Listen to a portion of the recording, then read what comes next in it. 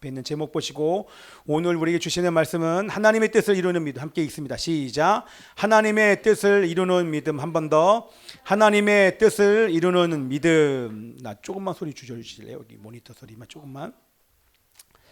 자, 여러분들 제가 앞에 것을 잘 정리를 할 테니까 오늘 여러분들 잘 들으시면서 여러분이 어떤 믿음을 가진지를 점검을 잘 해보시기를 부탁을 드리겠습니다. 믿음은 많이 들었지만 지금 나에게 있는 믿음이 진짜 믿음인지 진정한 믿음인지 참된 믿음인지를 여러분 잘 점검해 봐야 돼요. 알았죠? 예림아, 잘 점검을 해봐야 돼요. 자, 우리 지난 시간에 예수님께서 하나님을 경배하기 위해서 유월절 명절날 예루살렘의 성전에 올라가셨습니다. 그렇죠? 오늘 그 장면이잖아요.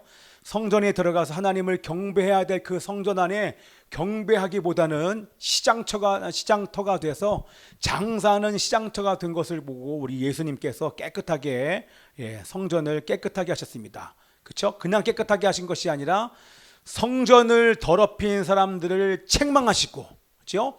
성전을 더럽힌 사람들을 책망하시고 그런 다음에 더러워진 성전을 깨끗하게 하셨습니다. 그 얘기는 뭐예요? 더러워진 성전은 우리의 힘으로 깨끗해질 수가 없습니다. 맞죠?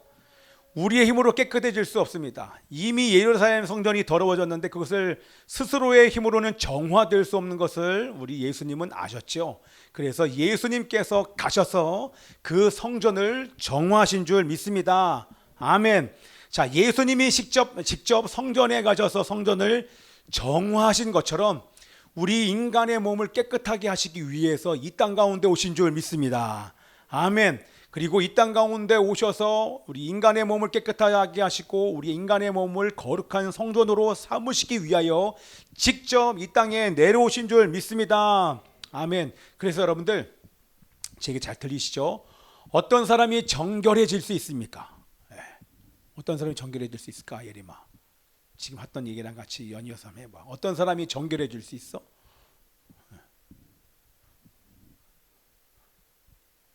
일반 사람들, 어떤 사람도 자신의 힘으로 정결해질 수 있는 사람이 없죠. 그렇죠? 예수님이 성전을 정화했던 것처럼 어떻게 하면 정결해져요? 나를 정결하게 오신 이 땅에 오신 예수님을 영접하는 자가 정결해지는 줄 믿습니다. 아멘. 우리 예성이도 준비하고 있어. 그렇죠? 그래서 여기 그림 보면 우리 지난번에 봤던 그림, 예수님께서 성전을 깨끗하게 하시는 이 장면이고요. 자, 여기 그림 약간 좀 다르긴 하지만 예수님을 영접한 자가 정결해지고 그리고 거룩하신 하나님의 성령이 오신 자가 새 성전이 되는 것입니다. 다시요. 참 성전이 바로 예수님이신데 그 예수님을 영접하는 자가 정결하고 그 예수님 성령 하나님의 영이신 성령님과 예수님을 영접한 자가 새 성전이 될 수 있는 것입니다. 그러나 예수님을 영접하지 않은 사람들은 더러워진 성전을 깨끗하게 할 수 있는 방법이 없기 때문에 결국에는 성전을 더럽게 하는 죄를 해결하지 못하기 때문에 결국에는 책망받으며 마지막 날에는 심판받게 될 줄 믿습니다. 이것이 지난 시간의 말씀입니다. 자, 우리는요 예수님을 영접함으로 새로운 성전이 되었습니다. 근데 중요한 것은 새로운 성전이 되었음에도 불구하고 하나님의 형상이 회복되었음에도 불구하고 이 새 성전을 방치하면 우리의 이 새 성전도 죄로 인하여서 쉽게 더럽혀질 수 있다고 하는 것입니다. 그래서 우리는 뭐 해야 된다? 날마다 청소해야 됩니다. 아멘. 자, 자기 집은 날마다 청소한다. 우리 아내 보면요 하루도 빠짐없이 우리가 어디를 갔다 오든지 상관없이 집을 며칠 비워도 상관없이 돌아오는 날은 반드시 청소합니다. 깨끗하게 해요. 먼지가 쌓이기 때문에. 그죠? 우리 집만 그런 게 아니라 다른 집 다 그렇잖아요. 여러분 매일매일 청소하시는 분 다 하시나? 우리 인형이 매일 청소해? 인형아? 안 해? 청소를 매일매일 하잖아요. 근데 집안 청소보다 더 중요한 건 영적인 청소라고 하는 거예요. 그럼 어떻게 영적인 청소를 합니까? 어떻게 정결하게 합니까? 우리 다 알잖아요. 그렇죠? 그것은 예수님을 영접하여 새 성전이 되었듯이 계속해서 예수님을 영접하는 것입니다. 그래서 우리 교회의 비전이 뭡니까? 하나님께서 인정하실 수 있는 교회, 하나님께서 인정하시는 교회가 되기 위해서 해야 되는 것이 쭉 7가지 우리 교회가 어떤 공동체인지 쭉 나오는데, 그 7가지가 녹아진 것이 바로 우리 교회 구호 첫 번째인 거예요. 예영롭전, 예수님을 영접하고 예수님을 높이며 예수님을 전하자. 예수님을 영접하고 높이고 전하자. 그 첫 번째가 예수님을 영접하는 것인 줄 믿습니다. 아멘.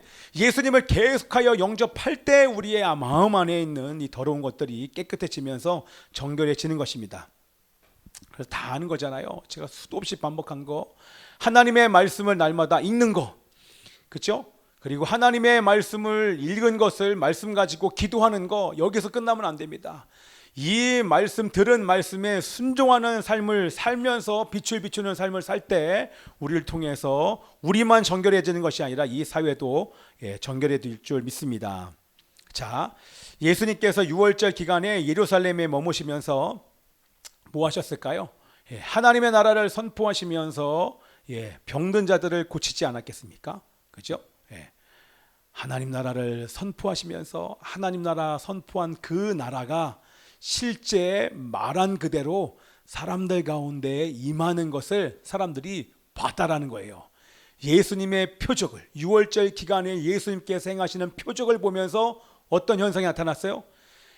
이 땅에서 결코 일어날 수 없는, 하나님께서만이 하실 수 있는 예수님이 일으키시는 표적과 기적과 이사를 보고 이 성경의 본문의 기록이 뭐라고 나옵니까?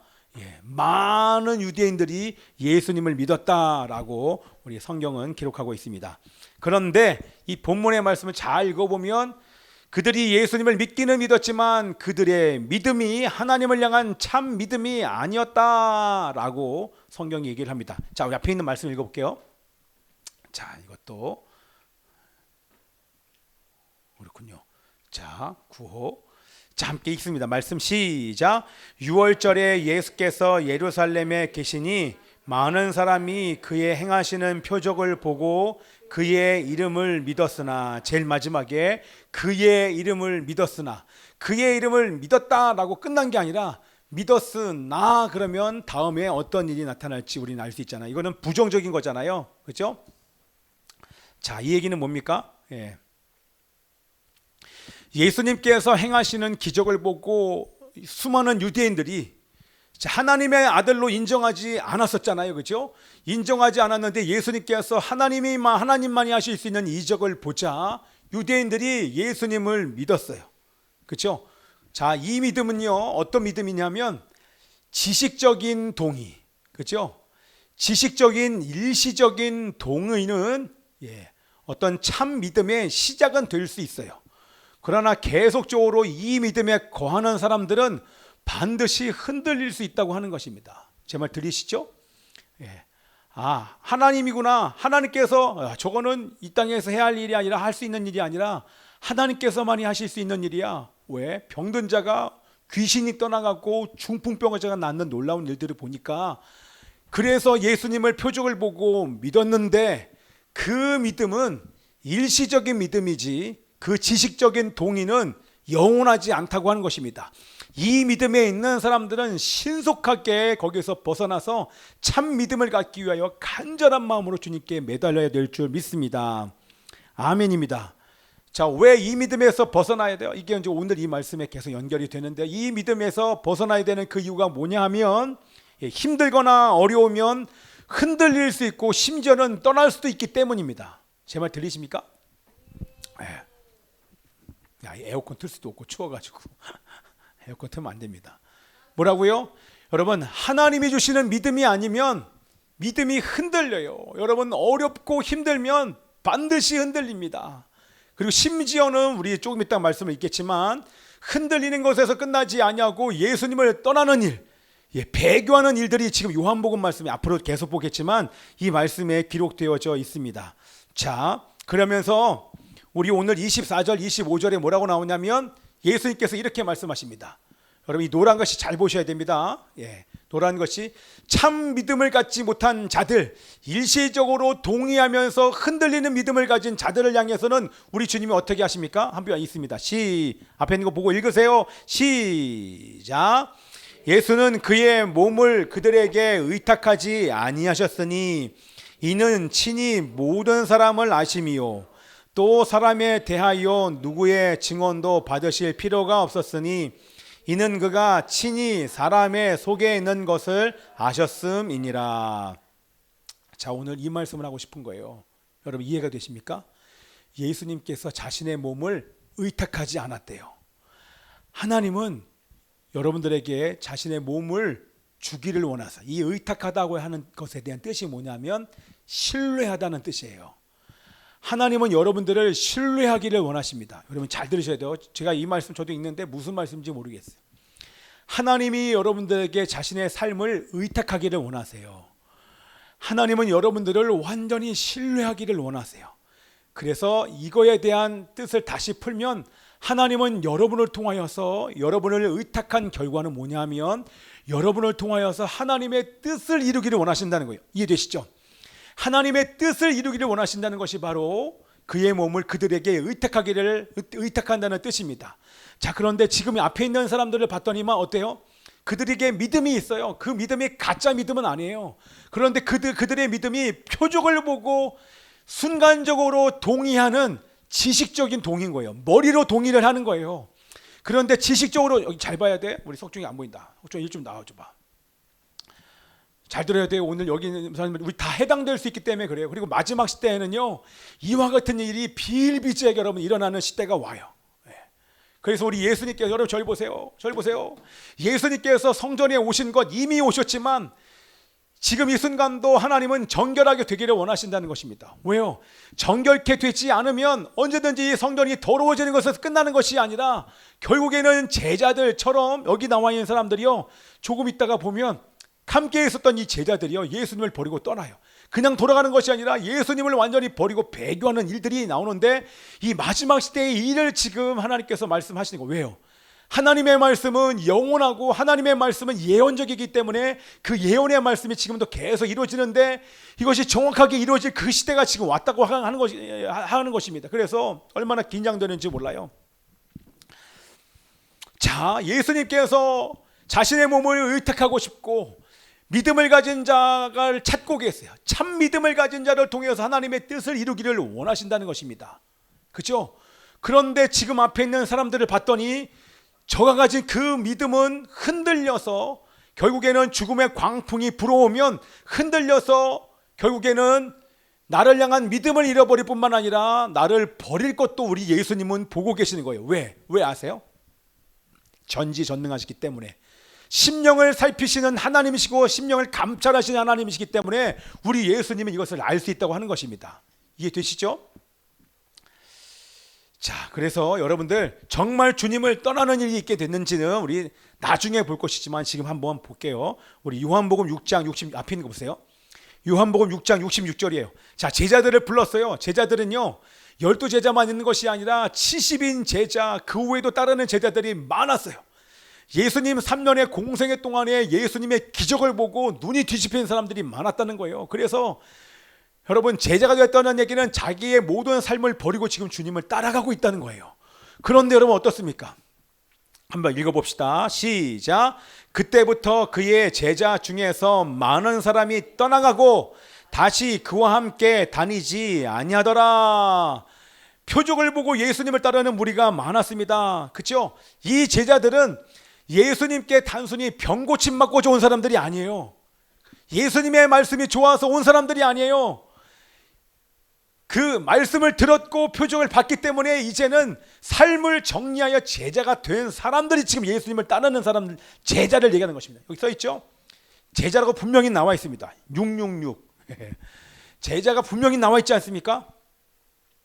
그런데 그런 제자 중에서 여기 나와 있는 것처럼 많은 자가 예수님을 버리고 떠났다는 거예요. 이 버리고 떠났다는 얘기는 단순히 떠난 게 아니에요. 예수님을 버리고 옛날로 예수님을 믿기 전으로 돌아갔다는 얘기입니다. 이걸 한마디로 얘기하면 배교라는 거예요. 자신이 믿는 바를 떠나고 주인을 바꿔버리는 것이죠. 자, 왜 이들이 이런 결정을 할 수밖에 없는지가 이 말씀 안에 나중에 요한복음 6장에 보면 나오는데 오늘 간략하게 볼게요. 왜 이들이 예수님을 떠나는 결정을 할 수밖에 없었는가? 64절 말씀 시작. 그러나 너희 중에 믿지 아니하는 자들이 있으니라. 이게 뭐예요? 무슨 말이에요? 믿지 않았다는 거예요. 지식적인 동의를 했는데 그거는 지식적인 동의지 실제 예수님을 만난 경험이 없다라는 거예요. 인격적인 만남과 경험이 없다 보니까 지식적인 믿음으로 구원받을 수 없다고 하는 것입니다. 이해되시죠? 진정으로 예수님을 인격적으로 만난 적이 없기 때문에 그 사람들은 떠나가는 거예요. 뭐예요? 예수님을 믿은 적이 없어요. 만난 것처럼 착각을 하고 겉으로는 예수님을 믿는 것처럼 보이지만 결코 진정한 믿음, 거듭난 믿음은 성령으로 중생한 믿음을 가진 자, 참 믿음을 가진 자가 아니었다고 하는 것입니다. 그래서 실제 믿지 않았기 때문에 떠나는 거예요. 그러다 보니까 이전에 예수님께서 뭐라고 말씀하셨냐면, 저 보이십니까? 예수님께서 이전의 말씀에 살과 피를 얘기를 해요. 내 살을 먹고 내 피를 마시는 자가 영생할 거야. 그리고 또 나중에 그런 자가 영생을 갖고 부활하게 될 거야. 이 얘기를 하니까 사람들이 이해가 안 간다는 거예요. 어떻게 내가 당신의 살과 피를 먹어요? 이렇게 얘기를 하는데 그 말의 뜻은 내가 이해가 가지 않는다는 얘기가 아니라 내가 당신을 수용하지 못하겠습니다. 저를 보세요. 뭐예요? 살과 피를 먹으라는 얘기는 너희들도 그러한 대가를 지불하라는 얘기예요. 이 제자들에게 내가 너희들의 살과 피를 줄 거야. 결국에는 십자가의 얘기를 하는 것이지만 주님의 마음은 뭐냐면 내가 너희들에게 생명을 주는 것처럼 너희들이 제자냐? 제자된 너희들은 당연히 너희의 생명을 나에게 바쳐야 된다는 얘기를 지금 말씀하시는 거예요. 그럴 때 하는 말이 이해 안 가는 척하면서 하는 얘기가 당신이 하는 말에 순종하지 못하겠다. 내가 원하는 목적은 당신이 왕이 돼서 당신이 왕과 함께 이 세상에 자리 하나 누리기를 원하는 것인데 나를 향하여 헌신을 요구하는 거예요. 생명을 요구하는 거예요. 그러자 이 제자들이 떠나간 것입니다. 이해되시죠? 그런데 그렇게 떠나간 사람들이 어떤 사람이에요? 믿음이 없는 사람이 떠나간다는 거예요. 참 믿음, 예수님을 만나 성령으로 중생하지 않은 사람들이 이런 환경이 헌신을 요구하자, 생명을 요구하자 거기서 다 떠나가 버리고 소수만 남아요. 그때 제자들에게 뭐라고 말씀하십니까? 너희도 가겠냐? 너희도 가려느냐? 이렇게 말씀하세요. 한두 사람 간 게 아니라 여기에 수백이 모였는데 그 중에서 다 떠난 거예요. 그래서 소수만 남은 제자들 향해서도 얘기하는 거예요. 너희도 가려느냐? 너희도 가고 싶니? 이렇게 물어보는 거예요. 그랬더니 영생의 말씀이 주님께 있는데 제가 어디 떠나요? 그렇게 얘기하지만 이렇게 말하는 제자들도 사실은 주님을 완전히 믿지 못해요. 참 믿음을 갖지 못했어요. 자, 시작은 다 이렇게 출발을 하는데 제자들도 사실은 똑같아요. 완전한 참 믿음으로 완전히 거듭나지 못했어요. 그렇죠? 그런데 그러나 믿었죠. 예수님과의 인격적인 만남과 교제가 있었단 말이에요. 완전히 변화되는 것은 성령이 임하고 나서야 중생하고, 이게 다 다르죠. 이미 이 제자들은 12명의 제자들은 중생했어요. 구원받는 것에는 문제가 없어요. 나중에 성령이 임한 다음에 성령의 사람으로 가긴 갔지만 제가 말하는 것은 여기에 나와 있는 떠나간 사람들의 믿음은 중생하는 믿음이 아니라 지식적인 동의의 믿음만 가지고 있었다고 하는 것입니다. 자, 여러분, 진정으로 예수님을 믿고 영접한 적이 있는지 없는지는 어떻게 알 수 있을까요? 여러분, 살펴보셔야 돼요. 저 사람이 진정한 믿음이 있는지 없는지, 성령으로 중생한 자인지 아닌지를 어떻게 알아요? 성령이 그 안에 있는지 없는지 어떻게 알아요? 변화가 없어요. 열매가 없습니다. 변화가 없는데 당연히 회개가 없습니다. 말씀을 읽어도 들어도 감동이 없습니다. 그러니 주어진 상황과 환경에 여러분 순종할 수가 있겠습니까? 제가 오늘 이 말씀을 조금 더 중점적으로 여러분들에게 얘기하고 싶어요. 자, 변화가 없다, 회개하지 못한다, 말씀을 들어도 읽어도 말씀을 읽으려고 하지도 않고 말씀을 들어도 읽어도 그냥 성경책 읽는, 이게 그냥 있는 거예요. 감동이 없어요. 사랑하는 마음으로 하나님의 말씀을 읽을 때 생수가 나오는데 그거에 대해서 감동도 없어요. 그냥 읽는 거예요. 그냥 암송하는 거예요. 그런 사람들이 주어진 환경과 상황에 순종할 수 있겠습니까? 자, 이 말이 여러분 이해가 되셔야 돼요. 좀 이따가 제가 말씀드릴게요. 주어진 환경과 상황에 순종하는 사람이 어떤 사람입니까? 자, 제가 믿음을 표현합니다. 여러분 믿음이 뭡니까? 옆에 사람에게 물어보세요. 믿음이 뭡니까? 할렐루야. 옆에 사람 물어보세요. 믿음이 뭐예요? 물어보세요. 믿음이 뭐래? 믿음이 뭐예요, 여러분? 우리 너무나 많이 들어왔잖아요. 믿음이 뭐냐 그러면 또 어떤 분이 이렇게 표현하더라고요. 믿음은 점이 아니라 선이다. 그럼 좀 이해되죠? 점이 아니라 선이다. 점들이 모여서 선이 된다. 이렇게 표현하는데 이걸 한마디로 얘기하면 믿음은 따라서 하세요. 믿음은 관계다. 더 큰 소리. 믿음은 관계다. 아, 저를 보고 뭐 딴 데 보는 사람 많아요. 믿음은 관계다. 예, 아멘입니다.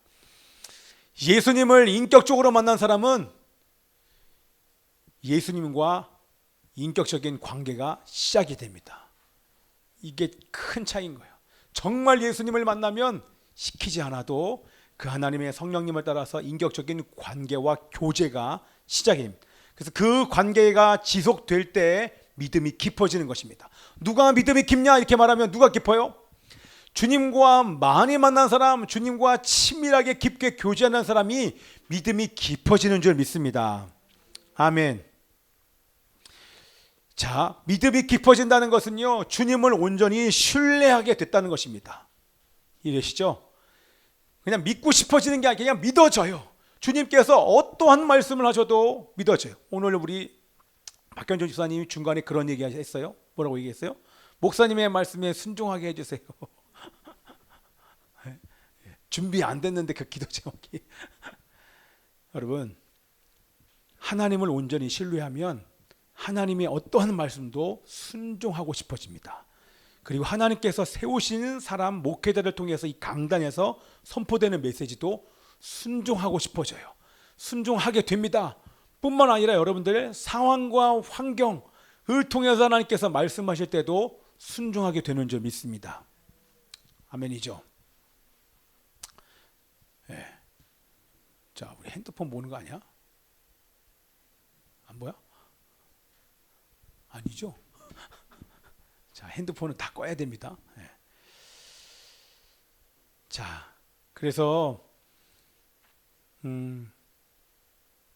말씀에 순종하는 사람은 주어진 환경과 상황에 순종하는 사람이 됩니다. 이게 뭐냐면 제가 아까 돌려서 얘기한 건데요.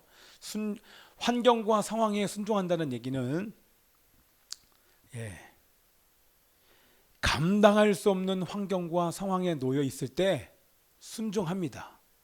다시 말을 바꾸면 내 힘으로 감당할 수 없을 때 어려운 환경 속에 죽음의 광풍이 불어오는 그 환경 속에 딱 들어가잖아요. 그러면 그 순간 정말 믿음이 있는지가 딱 판가름이 나요. 주님과 친밀한 교제를 했던 사람들은 하나님을 온전히 100% 신뢰하기 때문에 지금 내 눈앞에 펼쳐지는 이 어려운 상황과 환경이 하나님의 뜻으로 보여요. 그 얘기가 뭐예요? 섭리로 100% 인정이 돼요. 그런 사람들이 나오는 고백은 감사가 나오지 절대 그 안에서 원망과 불평이 나오지 않아요. 왜?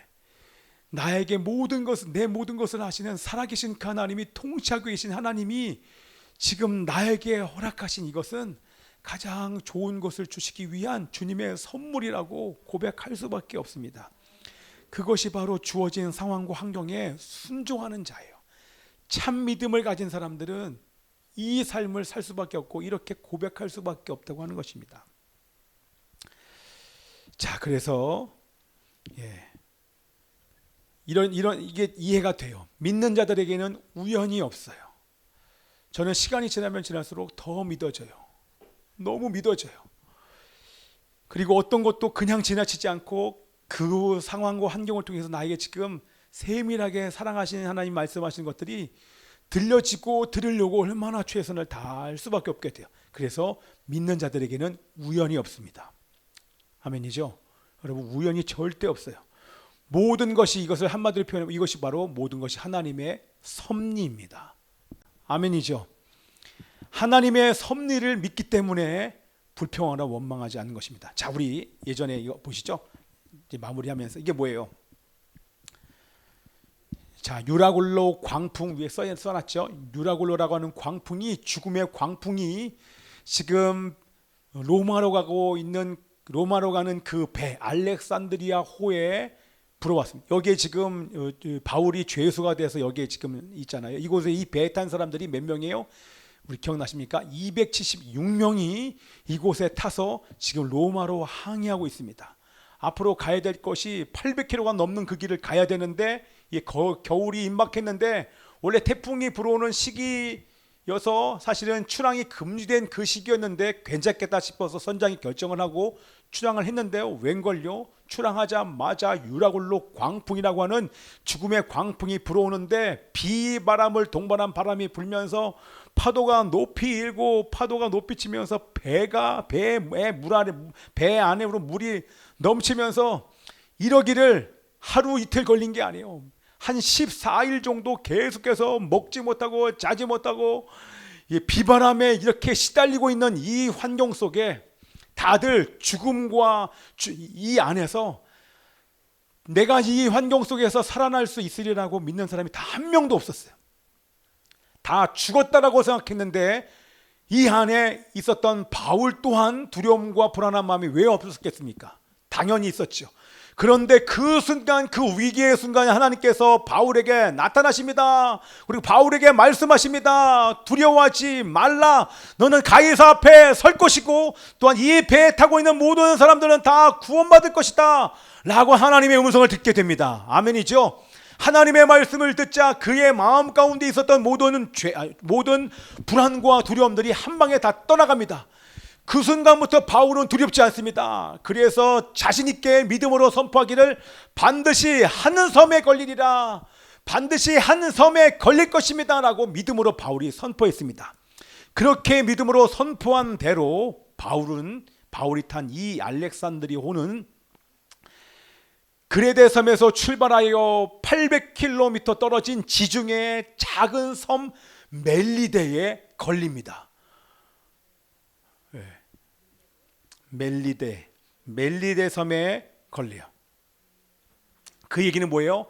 하나님의 섭리는 한치의 오차도 없습니다. 반드시 하나님의 뜻은 이루어지는 줄 믿습니다.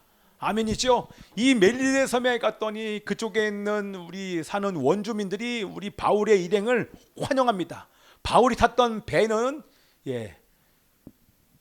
그 아무초에 걸려서 나중에는 배가 산산조각 다 나요. 수영해서 간신히 그 멜리데 섬에 갔더니 그곳에 있는 원주민들이 친절하게 환영을 해주고 불을 피워줍니다. 그랬는데 그 불을 피울 때 어떻게 됩니까? 불을 피웠더니 그 나무더미 안에 있었던 독사가 뜨거운 불과 함께 확 뛰어올라서 이렇게 우리 바울의 손을 물어버립니다. 근데 저 뱀이 독사인 것을 그곳에 있는 사람들은 다 알아요. 그래서 지켜봤어요. 조금 있으면 독이 온몸에 펴져서 죽겠거니 하고 지켜봤는데 바울은 아무렇지도 않게 계속 돌아다니는 거예요. 전혀 지장을 두지 않자 그러자 이 사람은 그냥 하나님 모양의 사람으로 인정을 하면서 섬이 발칵 뒤집히죠. 이 소식을 누가 들었어요? 그곳의 가장 높은 추장인 보블리오가 들었어요. 이 보블리오의 아버지가 그때 말라리아와 이질로, 말라리아도 죽을 병이지만 이질도 그 당시에는 죽음에 이르는 그 병이라는 거예요. 말라리아와 그림 보면 말라리아와 이질로 죽어간다는 것을 이 보블리오가 그래서 혹시 이 하나님의 사람이 아니 신의 사람인 이 바울이 혹시 고칠 수 있지 않을까 해서 이 바울을 집에 초청하게 되었고 이 보블리오의 아버지가 낫는 역사가 일어나게 됩니다. 이것 또한 하나님의 섭리인 줄 믿습니다. 그렇죠? 죽음의 광풍도 하나님의 섭리입니다. 멜리데 섬에 걸린 것도 하나님의 섭리입니다. 그리고 불을 피울 때 독사가 올라와서 독사가 바울의 손을 문 것도 하나님의 섭리인 줄 믿습니다.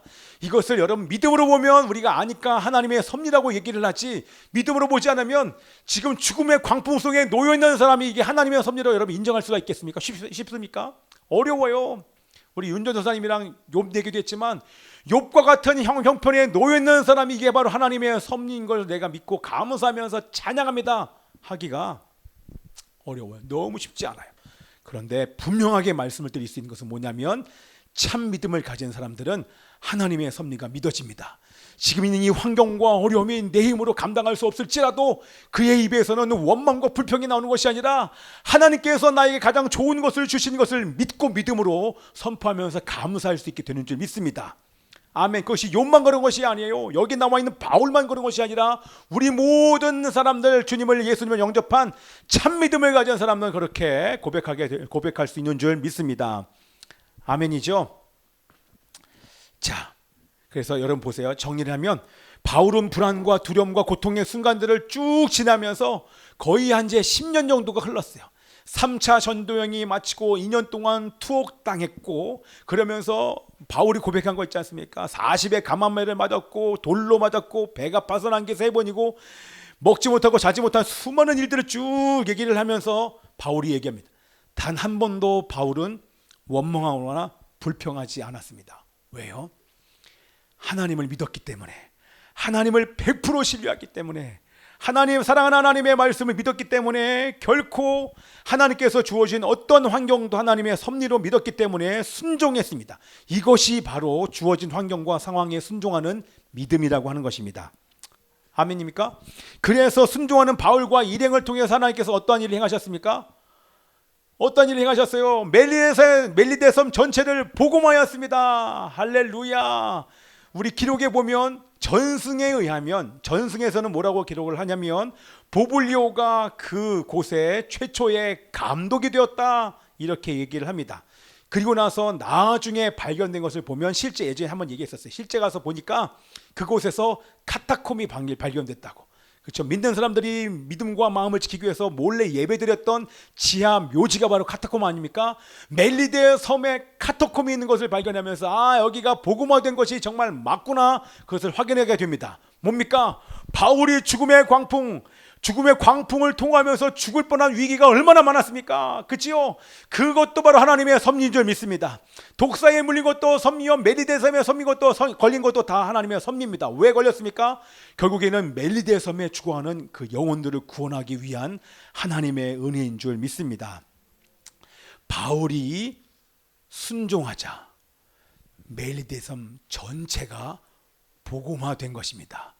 자, 이것이 바로 의탁입니다. 오늘 이 말씀 여러분들에게 이해되면서 믿어지길 원합니다. 하나님 자신을 의탁하기를 원해요. 전적으로 참 믿음을 가진 사람들에게 그들을 신뢰하기를 원해요. 그들을 통해서 하나님의 뜻을 이루기를 원한다는 것입니다.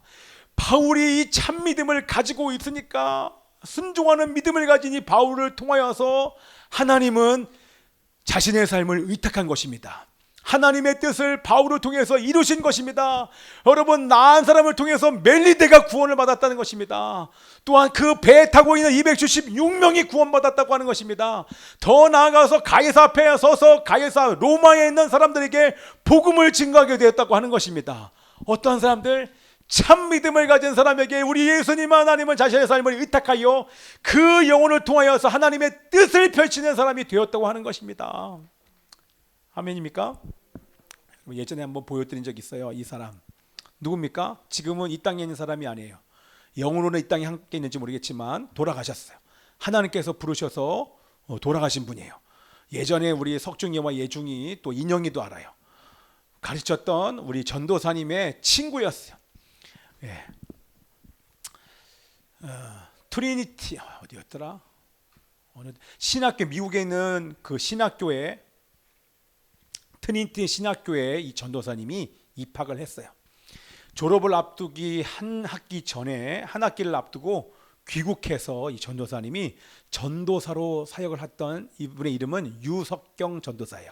여러분 인터넷에 유튜브에 영상을 치면 이분 영상 나오는데 꼭 한번 들어보세요. 자, 돌아와서 전도사 사역을 시작을 했고, 그리고 나서 몸이 안 좋아가지고 병원에 가서 검사를 했는데 직장암 말기인 거예요. 3기도 아니라 그냥 말기, 완전히 끝. 그것도 직장암. 예, 직장암 걸리면 얼마 못 사시잖아요. 직장암 말기에 판정을 받았습니다. 그리고 나서 그냥 아이의 의사가 당신 많이 살아야 1년 삽니다. 이렇게 시한부 선고를 받았어요.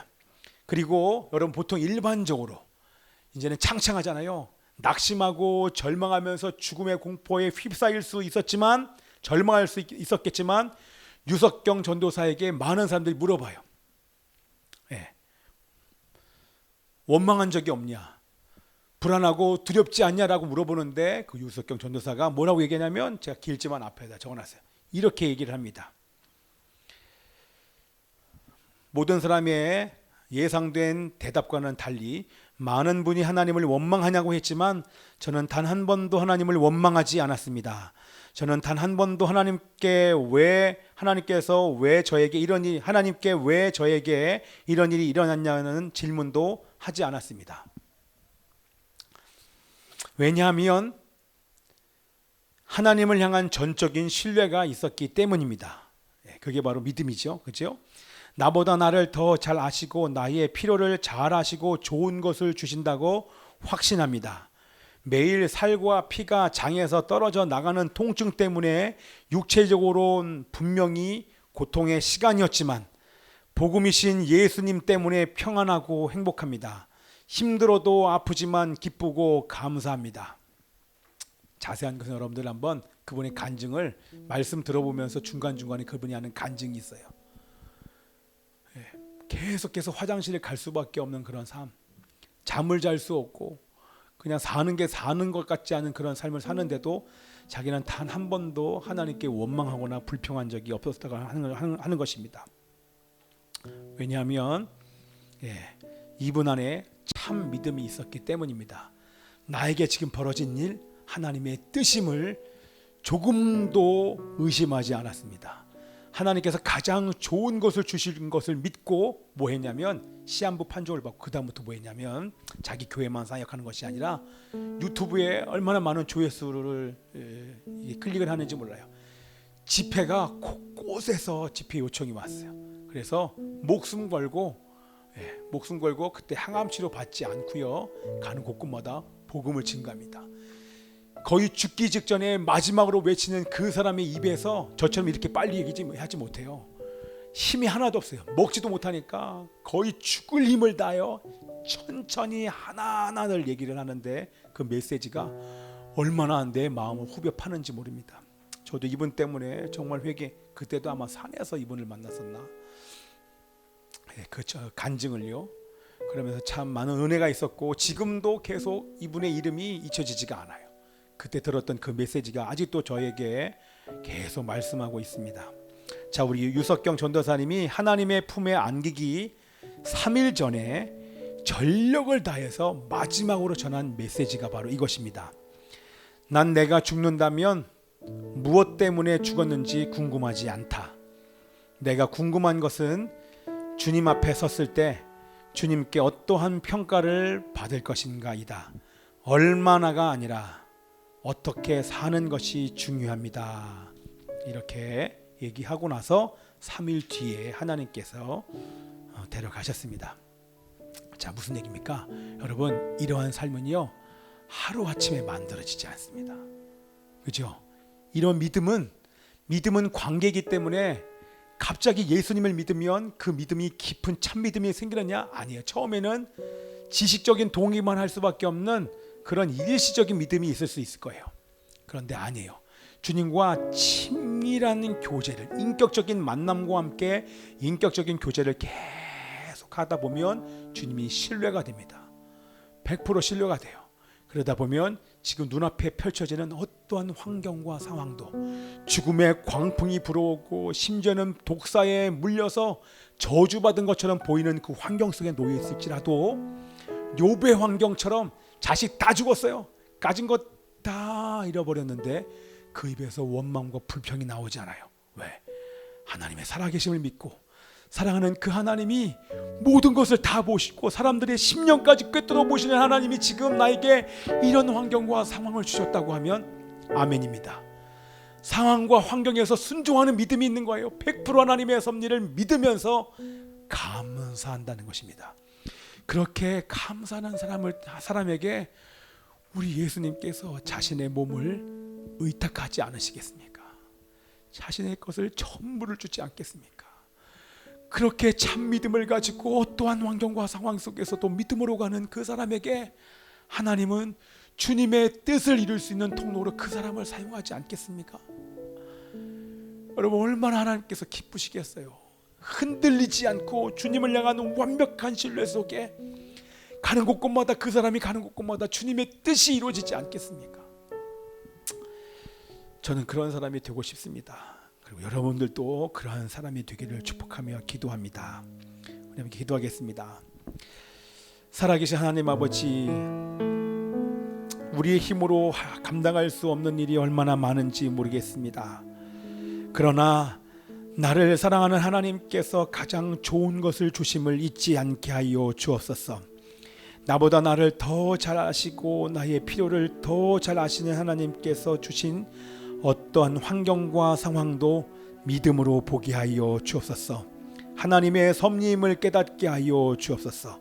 그것을 위하여서 아버지 하나님이시여 주님과의 친밀한 교제를 잃어버리지 않고 매일매일 그 교제와 관계를 유지하는 믿음의 사람들 되게 하여 주옵소서. 이해할 수 없을 때에 믿음으로 반응하게 하여 주시옵시고, 돌파할 수 있는 믿음을 주옵소서. 믿음으로 승리하게 하시고 하나님의 뜻을 이루는 일에 저를 사용해 주시옵소서. 우리 하나님께 감사드리고 살아계신 예수 그리스도 이름으로 기도하옵나이다. 청년들의 함께 찬양하겠습니다.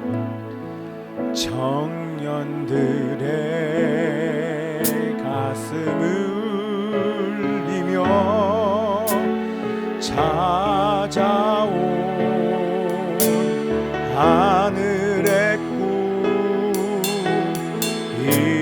잊혀진 소명의 불을 회복하며 일으키네.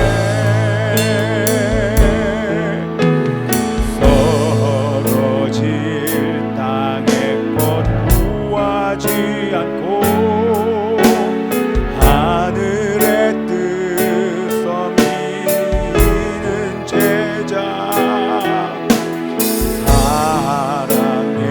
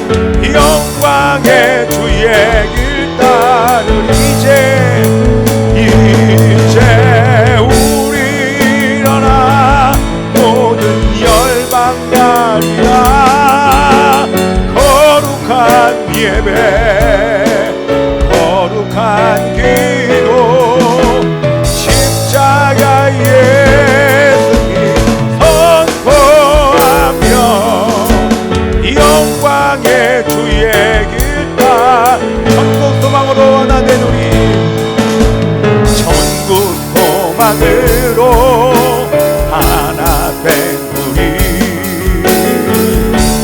세상을 능히 이기리. 고난 넘어 우리는 주의 날을 맞으리. 그날은 속히 오리라. 이제 우리 일어나 모든 열방 가리라.